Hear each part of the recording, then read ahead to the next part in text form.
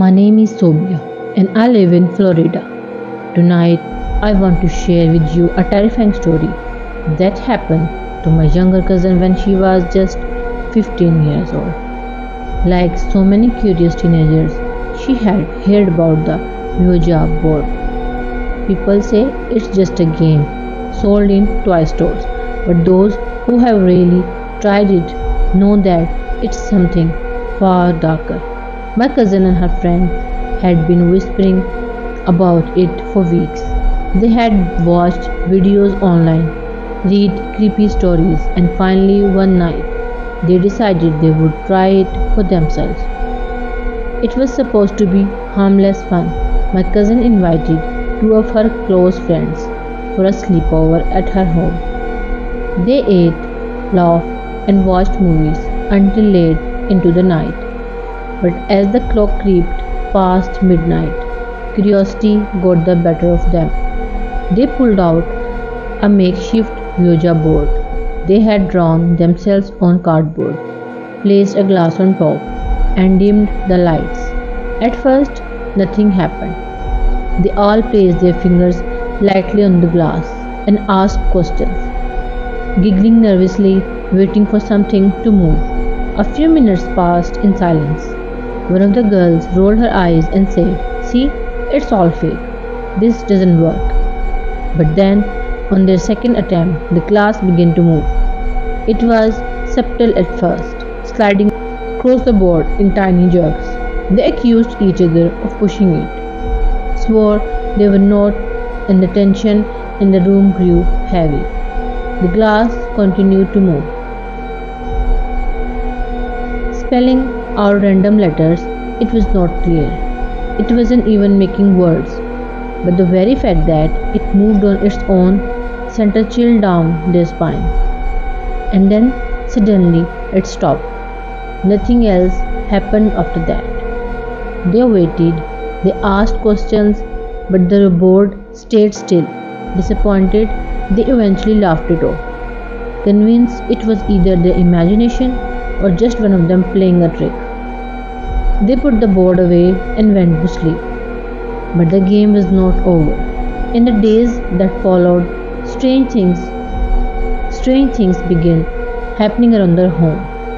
At night, when the family was fast asleep, the sound of footsteps could be heard running through the hallway.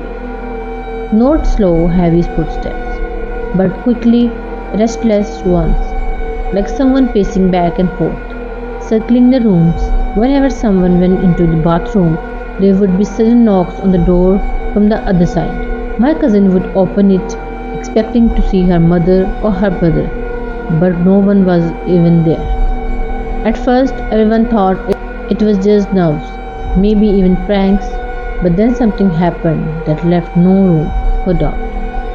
One evening, my uncle, my cousin's father, was alone at home. Everyone else had stepped out. He went to take a shower. While he was in the bathroom, he suddenly heard a knock at the door, thinking his family had returned. He called out, "Who's there?" And then he froze. He heard his daughter's voice reply, clear as day, "Dad, come outside." Confused, he quickly finished and stepped out, calling her name. But when he walked through the house, room by room, he realized the truth. The house was empty. His wife and children hadn't come back yet. That was the moment he knew something else was living there with them. From then on, things escalated. My cousin began seeing things the rest of us couldn't. Sometimes she would faint without warning. Once, while sitting quietly in the lawn, she collapsed suddenly. When she regained consciousness, she told us she had seen two tall figures standing in front of her. They were dressed completely in white, their faces shadowed, watching her in silence until everything went black. Her behavior changed. She would often stare at the corners of the room where no one was standing. She complained of whispers, voice calling her name when she was alone. At night, she would wake up screaming, saying someone was standing beside her bed. And then objects in the house began to disappear. Things would vanish, keys, books, toys, and later be found in strange places no one had put them. Sometimes they would reappear right in front of us, as if mocking our beliefs. The atmosphere inside the home grew heavier day by day. The family stopped feeling safe in their own house. The nights felt longer, colder, and unbearable. Finally, when the fear became too much, we called a spiritual healer. The moment he entered the house, he frowned. He strolled from room to room, as if feeling something in the air. Then he turned to my uncle and said sternly, "You should never have allowed this. Playing with the unseen is dangerous. Spirits may come when you invite them, but they rarely leave when you ask them to." He performed prayers in every room, recited verses over water, and gave it to us to sprinkle throughout the house. We were told to increase our own prayers, to cleanse the home with faith and remembrance of God. And it worked. Partially, the knocking and footsteps grew less frequent. The heavy feeling of being watched started to fade. Slowly, life returned to something close to normal. And here's the truth, it never completely went away. So if you ever think of playing with the Ouija board, remember this. Curiosity may open the door, but it doesn't promise you will ever be able to close it again.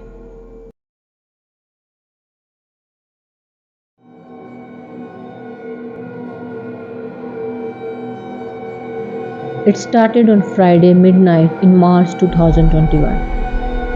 Elsa, a 19-year-old college student from Ohio, decided to join the trend of streaming scary challenges on TikTok.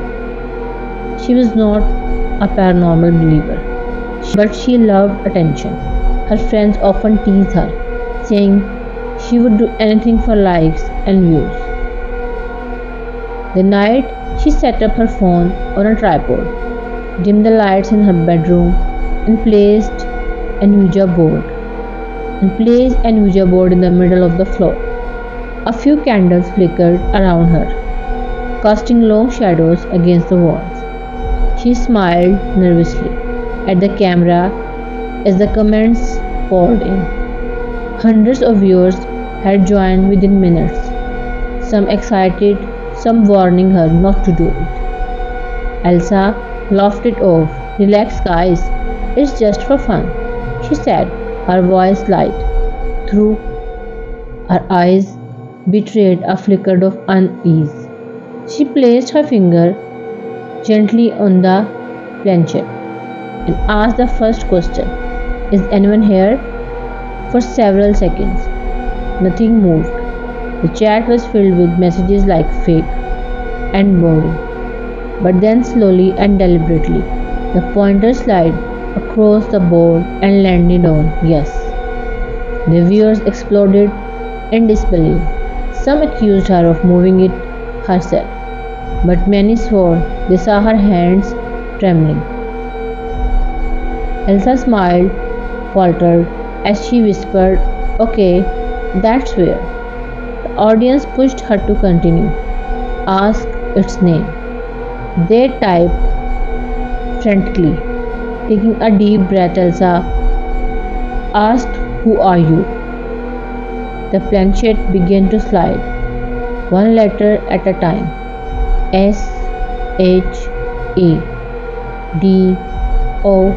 SHADOW.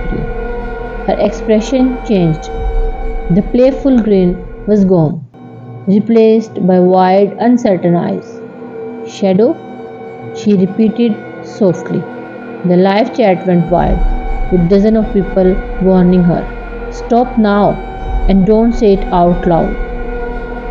Trying to keep her composed, Elsa asked again, "Where are you right now?" The planchette jerked violently and spelled, "Behind." Elsa froze. Her head turned slowly toward her closet. The door half open, but the camera showed nothing but darkness. Still, the chat began to blow up with panicked comments. I saw something move. Looked again. Heard someone in your closet. Elsa shook her head, nervously laughing it off. But the unease was clear in her voice. As, as the minutes passed, strange things began to happen. The live feed glitched, the video freezing for a second before resuming. Some viewers claimed they saw a dark shape behind her, only for it to vanish when the image cleared. Elsa ignored the chat and asked, "What do you want?" The planchette moved quickly this time, spelling DIE. Elsa gasped, pulling her hands away. "Okay, no, I'm done," she said. She reached for her phone, trying to end the stream, but the app froze. Her screen wouldn't respond. The live feed continuing on its own. The candles flickered violently, one going out on its own. The room darkened, and suddenly, through her mic, a glow growling sound echoed. Elsa's eyes widened. "Did you know? Did you hear me? Did you hear that?" she whispered. The viewers confirmed it in the chat. Hundreds of people saying yes. "We heard it." Panic spread through the audience as the shadow appeared again, this time unmistakably in the corner of the frame near the closet. A tall, faceless figure loomed for a few seconds before fading into darkness. The comments flooded. "Run! It's right there, behind you!" Elsa screamed, jumping back, but the camera feed glitched again, freezing on her terrified face. When it cleared, she was sitting against the wall, pale and trembling. Her voice was barely audible as she whispered, "It's not letting me leave. I can't stop the stream." Tears coming from her eyes, and her hands shook as she tried to blow out the candles. Another deep growl filled in the room, this one louder. Vibrating through the audio, the planchette moved on its own across the board, spelling the same word over and over. M-I-N-E. M-I-N-E. M-I-N-E. Suddenly, the shadow reappeared, closer this time, twirling directly behind her.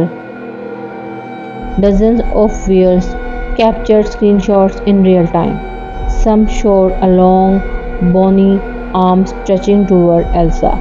Others showed its faceless head tilting unnaturally, as though starting directly into the camera. Elsa sobbed, scrambling to her feet, shouting, "Leave me alone!" The screen flickered, static hissing loudly through the stream. And then darkness.